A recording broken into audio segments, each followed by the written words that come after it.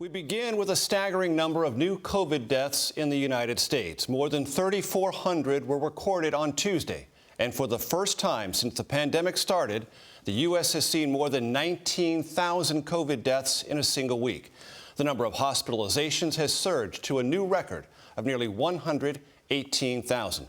But tonight, there are also encouraging developments. The U.S. government struck a deal to purchase another 100 million Pfizer doses, doubling the nation's supply of that vaccine. So far, more than 1 million Americans have received a COVID shot, and Health and Human Services Secretary Alex Azar said today there should be enough vaccine by June for every American who wants it.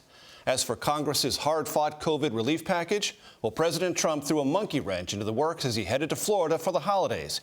The president is now threatening to torpedo this veto-proof deal, calling for $2,000 stimulus checks, while fellow Republicans are complaining about the $600 checks they just agreed to.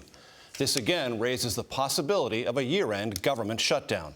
There is a lot of reporting to get to as we head to the holiday weekend, and our correspondents are standing by. We begin with CBS's Lilia Luciano in California, where, as we said, the COVID crisis is exploding. Good evening, Lilia.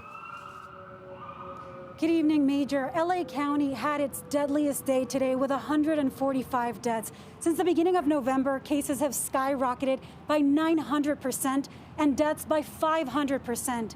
One California nurse told us he grew up in a war-torn country, and yet this is the most scared he's ever been. Critically ill patients spilling into hallways, ICUs completely full. That's how bad it's gotten in California.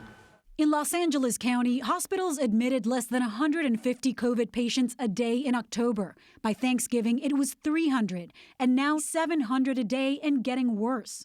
Among those answering the call for help, traveling nurse Sarah Howes from Washington, D.C., who has filled in across the country, including in hard-hit El Paso. It's pretty gruesome, and it's like slow-motion trauma. This week, she began work in California, which took more than 9 months to reach 1 million COVID cases. Just 6 weeks later, the state about to hit 2 million, and deaths are skyrocketing. I see the implications, and my patients are dying alone. How has your job changed? My job, traditionally as a cardiac ICU nurse, was to fix people and get them better. And my job now is to put my patients in body bags and get the room ready for the next patient. The hope is that help keeps coming. The U.S. government has reached an agreement with Pfizer for 100 million more doses of vaccine. New York's mayor today ordering law enforcement to keep tabs on those now in quarantine after flying from the United Kingdom. We are going to have sheriff's deputies go to the home or the hotel of every single traveler coming in from the UK.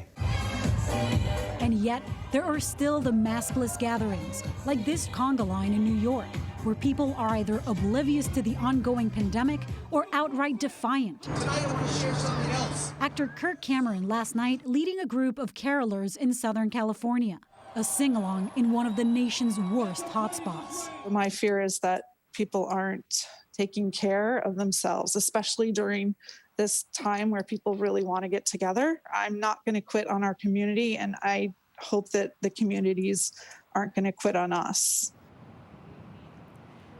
California health officials are desperate to enlist more Sarahs, 3,000 more to be exact, but they're just nowhere to be found. Major. Lilia Luciano with an eye on the nation's slow-motion trauma. Thank you.